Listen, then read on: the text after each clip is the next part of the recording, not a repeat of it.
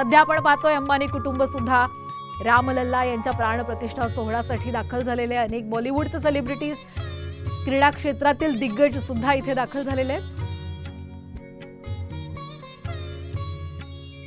मुकेश अंबानी आणि नीता अंबानी आणि त्यांचे सुपुत्र हे सुद्धा या ऐतिहासिक क्षणाचे साक्षीदार होण्यासाठी दाखल झाल्याचं पाहतोय। तर दुसरीकडे पंतप्रधान नरेंद्र मोदी कोणत्याही क्षणी आता राम मंदिर परिसरामध्ये दाखल होतील आणि याचीच थेट दृश्य सध्या आपण दुसऱ्या बाजूला पाहतोय। रामपथ हा सज्ज झालेला आहे, सुंदर फुलांनी अयोध्या नगरी सजलेली आहे आणि या सुंदर फुलांनी हे राम मंदिर, रामाचा राजमहल हा आता सज्ज झालेला आहे। प्राचीन अशा नागरी शैलीमध्ये हे संपूर्ण राम मंदिराचं बांधकाम झालंय। हे राम मंदिर कसं असेल, रामलल्ला प्रत्यक्षात त्याचं दर्शन घेतल्यावरती कशी अनुभूती असेल, हे सगळे क्षण खरं तर अनुभवण्यासाठी रामभक्त प्रत्येक भारतीय आतुर आहे। कारण 500 वर्षांच्या संघर्षानंतर आज हा दिवस येतोय आणि आपण सगळेच जण याचे साक्षीदार होणार आहात। रामलल्ला यांची प्राणप्रतिष्ठा आता अवघ्या काही वेळात होणार आहे। 12:29:08 हा अभिजित मुहूर्त सुरू होणार आहे। दुसरीकडे आपण पाहतोय रामलल्ला यांच्या प्राणप्रतिष्ठेसाठी आणि निमंत्रितांच्या स्वागतासाठी मोठ्या जल्लोषात वाजत गाजत सकाळपासूनच पारंपरिक नृत्य शैलीमध्ये वादनांसह एक जल्लोष साजरा केला जातोय।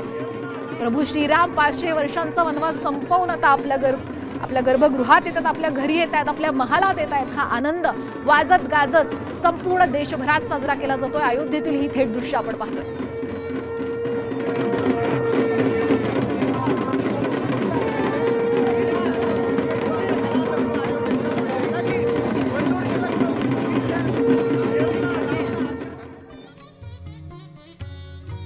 रामनगरी आता सज्ज झाली आहे रामलल्ला यांच्या प्राणप्रतिष्ठेसाठी।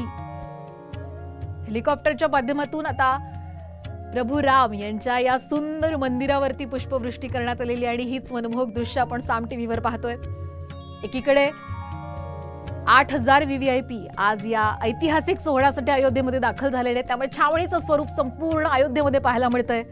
हेलिकॉप्टरच्या माध्यमातून सुरक्षेच्या दृष्टीने नजरही ठेवली जाते। तर आता या राम मंदिर सोहळ्याला, प्राणप्रतिष्ठा सोहळ्याला थोड्याच वेळात सुरुवात होणार आहे। पंतप्रधान नरेंद्र मोदी कोणत्याही क्षणी इथे दाखल होतील, त्यानंतर विधींना सुरुवात होईल। सगळ्यात पहिला विधी असणार आहे प्रभू रामलल्ला यांना सुवर्ण दंडिकेने काजळ लावण्यात येईल। त्याच्यानंतर रामलल्ला यांचं मुखदर्शन आरशाच्या माध्यमातून होईल।